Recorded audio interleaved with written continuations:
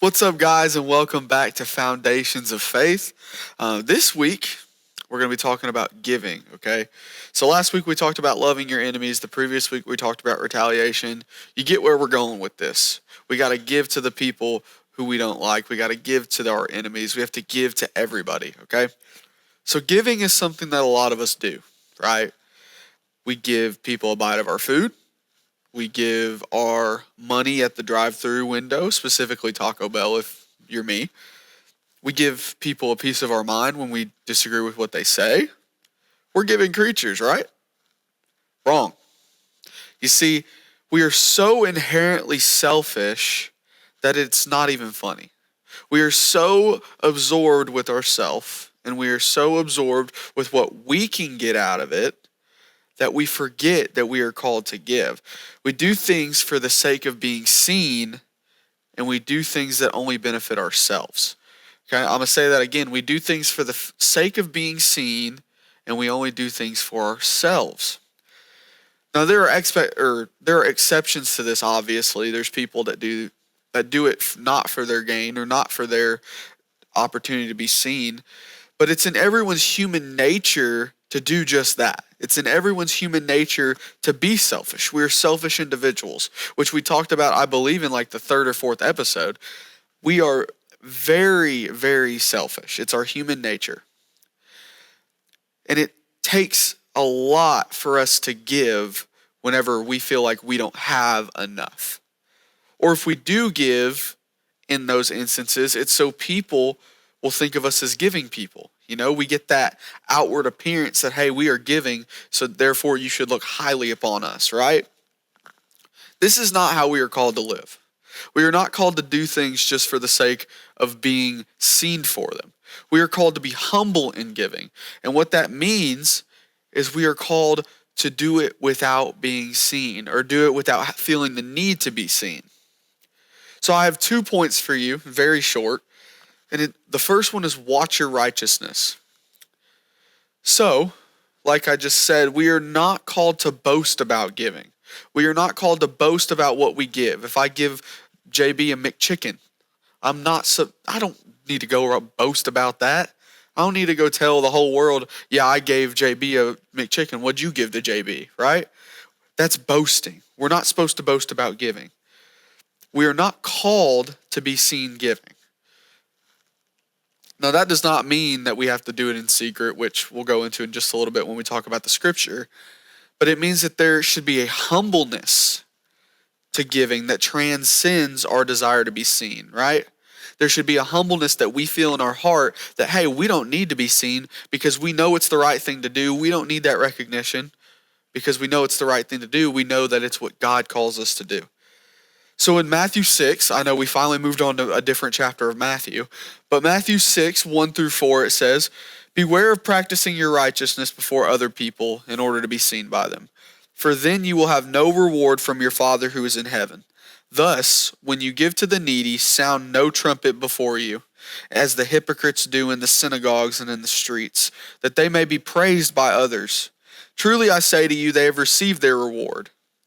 But when you give to the needy, do not let your left hand know what your right hand is doing, so that your giving may be in secret, and your Father who sees in secret will reward you." Pretty powerful words right there from Jesus. Not that all of his words aren't powerful, but I mean, he lays it out right there, like clear for us. He lays it clear for us. Now we see here that Jesus said the exact same thing that I just replicated, and it's because I got it from Jesus, obviously. But he expects us to give without seeking recognition or a reward. He says, "Beware of practicing your righteousness, for then you will have no reward from your Father who is in heaven." Practicing your righteousness, okay? When we are actively seeking that recognition for giving, we are practicing our righteousness, okay? Now you might be questioning, like, what is righteousness? You know, what does it mean to be righteous? Well, being righteous, by dictionary definition, is acting in accordance with moral or divine law or being free from sin or guilt. So acting in accordance with moral or divine law, in this case, it's a little bit of both, right? Divine from Jesus, the law from Jesus, moral also from Jesus. So they combine, what's good Jesus is good. So therefore the divine law is also good law, which is then again moral law. So it all kind of intertwines, big whole thing. We can go into that at a different time, put it in the comments if you want to do that. But so practicing your righteousness is not a bad thing, right? Because we're called to be righteous. We're all called to follow Jesus. We're called to be like him, and he himself was righteous. So it's not a bad thing to practice your righteousness. But we are called to act in accordance to the law in which God set for us, right? So the problem comes when we desire for others to see that righteousness.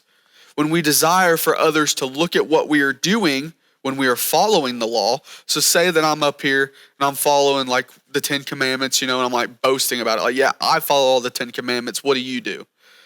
That's boasting your righteousness.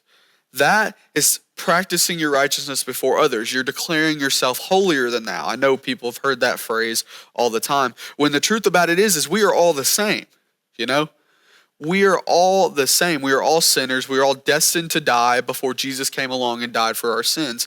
Therefore, we have no right to go boast about our righteousness. And that's also a thing we're going to talk about. I think it's in 2 weeks. Whenever there's a log in your own eye, why are you boasting and why are you telling about the speck in the other person's eye, right?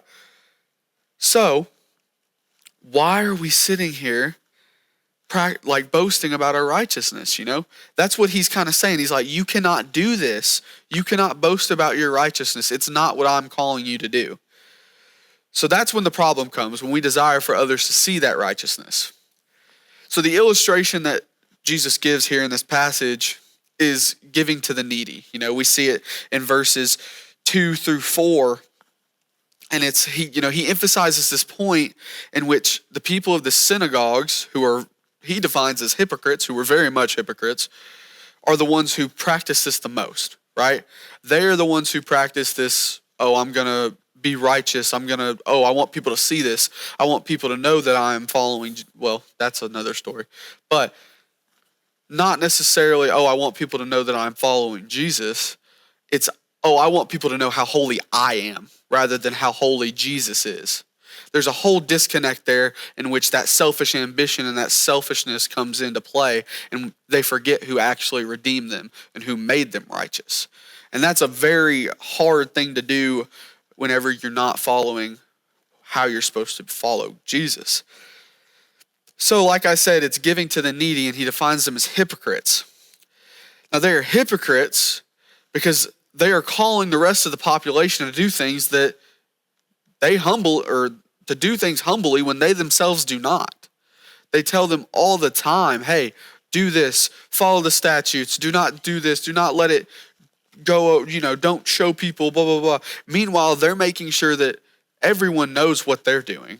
Everyone knows that, I'm doing this, I'm holy, I'm following Jesus, I'm doing this. And like I said, it's not a bad thing to follow Jesus, but it's a bad thing when you start to say, hey, I'm holy. I'm holy, I'm the holiest, whatever, stuff like that. That's when it gets bad. But they give to the needy to look good. That's the bottom line here when it comes to these people in the synagogues and these high priests. They give to the needy to look good. They do things for people to boast about themselves so they look good. There's no kindness in their heart. They're doing it for self-image. And that's what a lot of people in today's day and age do. They give their money. A lot of Hollywood actors who will give their money to certain philanthropies, which is a great, great thing, but they do it to boost their image. They don't do it out of the kindness of their heart. They do it because their PR team told them to. And that's a sad reality that we live in, and that's what these rich people here are doing. They're doing it because it makes them look good. They are so focused on how they seem that they are forgetting who to seek or what to seek. I'm going to say that again. They are so focused on how they seem that they are forgetting who to seek and what to seek. And who to seek and what to seek is Jesus. They are forgetting that, hey, you made me righteous, Jesus. I'm going to serve you out of the kindness of my own heart because you have made me kind. You have made me loving, and I'm going to represent you in that way. I'm not going to be looking to myself. I'm going to be looking to you. And that's what they are forgetting here in this passage. That is what they forgot the whole time of the Bible. From the time of Exodus onwards, the high priests, specifically in the time of Jesus, because that's when we see it the most, are the ones that are continuously being hypocritical to the rest of the population. And that is because their hearts were not set on Jesus, their desire was not set on Jesus, and they were giving to the point where it was looking like they were this holy person, but in reality, they are nothing but a selfish person who is far from God. And I know we just got a little into that, but that's because it's so important, to me at least, whenever people look some way on the outside but are someone else on the inside. And I hate hypocrites very much. I wouldn't say hate, but I don't hate nobody. I dislike hypocrites because of the fact that they go against what they say. And it's perfect example here. The people in the synagogues, the high priests, they don't get it. You know, they act like they do, and they act like they get it, but in reality, they're hypocrites. And nobody likes a hypocrite. And we talked about that, I think 2 weeks ago, whenever we talked about loving your enemies.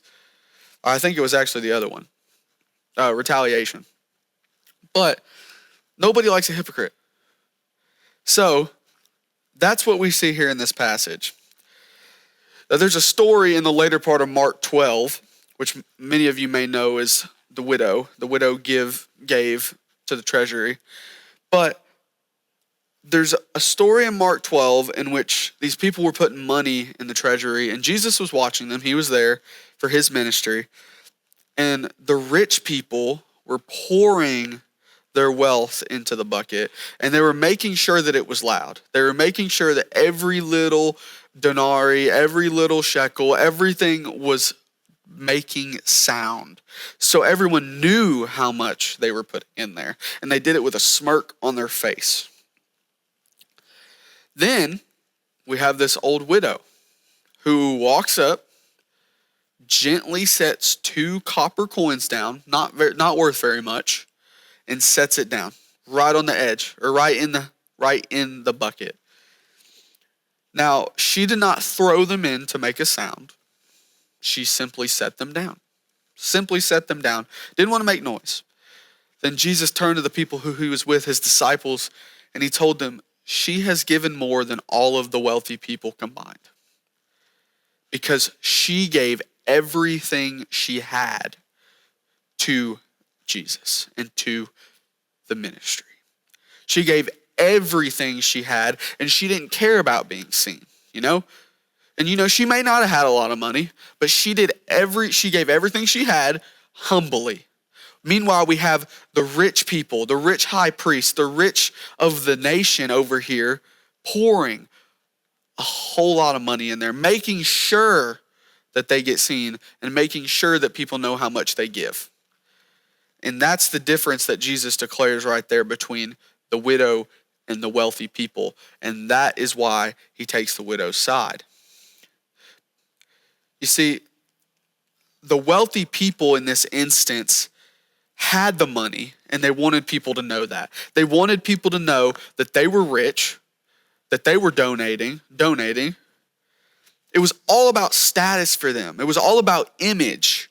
And when we let status or image get in the way of our relationship with Jesus and our devotion to Jesus, that's when we veer off path. That's when we start to look to the things of the world and what we can have for treasure here on earth rather than our treasure in eternity. That's when we veer off the path. Our status with Jesus matters a whole lot more than our social status. Our wealth in his word matters a whole lot more than our wealth on this earth. Our life devoted to Jesus matters a whole lot more to our life devoted to money or fame. or status or anything that the world tells you that can satisfy you, because nothing can satisfy you except the love of Jesus and the overwhelming feeling of knowing Jesus is with you. And if we are so devoted to money, if we are living in greed, if we are walking in a way that is not humble, if we are trying to maintain this status that we do not need because we have a status with Jesus, then obviously we are never going to be satisfied. We are never going to be satisfied. So we cannot let our personal desire for recognition get in the way of the one who really deserves it, and that's Jesus. The only one that really deserves all of the praise is Jesus. The only one that deserves to be looked high upon is Jesus. The second point, a quicker point than that one, we will be rewarded. And it says it clear right here in verse 4. And it says, so that your giving may be in secret, and your Father who sees in secret will reward you. Now, Jesus says in secret right here. And, we've already talked about what that means at the very beginning. He very well could mean actually in secret. I was just telling my interpretation. But he very well could mean in secret as well. We are supposed to give without desiring recognition. That's what that boils down to. Whichever way you look at it, whether it's in secret or humbly giving, we are supposed to do it without desiring recognition. We don't want people, where we shouldn't want people to know, rather, that we are giving this, because it's that kind of initiates that, oh, he's giving this amount, oh, she's giving this amount, blah, blah, blah, blah, blah. And it generates that lack of humbleness that's there. So he does not just tell us to do this and to do that. He explicitly mentions that we will be rewarded if we give without seeking personal righteousness. If we give without seeking personal righteousness, we will be rewarded. Now, we'll go into a little bit of ways that we can give. Tithing is one way to give money, and this is just from personal experience. You're giving money to your church to operate. You're giving money to your church to send missions out there to bring the word of God to people, right? You're to give 10% of your income. And, there's kind of this feeling that arises when you give, right? I know when I tithe, I have this feeling in my heart that just feels so great, because I know that money is going towards a mission cause or to something along the lines to fuel the ministry of Jesus. And I love that. I love that so much. Now, I don't tell people how much I tithe. I'm very reluctant to tell people I tithe, but it's kind of, known in the profession that I work in. So, there's a feeling that arises when you give, and it's so great. It's so great. It's whether that's to your church or whether it's to a person who is less fortunate or even just a tip at a restaurant. There's that feeling that you get in your heart when you just give, When you give, it feels so great. It feels like a blessing. And you feel blessed when you give. It doesn't just have to be giving money, obviously. Money's just the one that we think of whenever we think of giving. Time is also something that you can give, or that we can give. And time is a big one, because time, you can never make time back, but you can make money back. So I feel like time is more valuable when it comes to this. Some of the times that I've felt most blessed have been because of giving time. Now, whether that's giving time to help at the church, whether that's giving time to help my friends do something, whether that's giving time, putting in time on like Sunday schools and stuff like that, or helping disciple people, or talking to people about Jesus, or anything along those lines, giving time to people when they need help, it allows us to be blessed. So giving time allows us to be blessed. And this is the reward that Jesus promises us, is this blessing. Blessings for giving humbly. There's a satisfaction that is generated only God can provide. Only God can provide the satisfaction that's generated. And that's because of this blessing and because of this giving that we are doing. And it's easier to see that satisfaction when we are listening to what he calls us to do. And what he calls us to do is to give. He calls us to give. And not only that, give humbly. So to wrap this up, giving is not all about what we can get in return. It's not about, oh, what JB can give me because I did this for him, right? It's not about that. We're supposed to give and we're not supposed to give and expect something in return. We're supposed to give and expect nothing in return. We're supposed to do it out of the satisfaction of our heart and out of the kindness of our heart. Now, if we get something in return, that's great. That's a reward. But it should not be our primary motive for giving. Our motivation rests in Jesus. Our motivation is the idea of who Jesus was and what he did, what he gave, right? Jesus gave everything that he had, including his life, so that we could live. What an example of humble giving. He didn't expect anything in return, but he got something. He got us following him, us praising him because of who he is, right? He gave out of the kindness of his heart and in order to fulfill the will of the Father. And if we are called to live like Jesus, then we have to give like Jesus. If we are called to live like Jesus, then we have to give like Jesus. And that means giving our life for the purpose of the mission of Christ.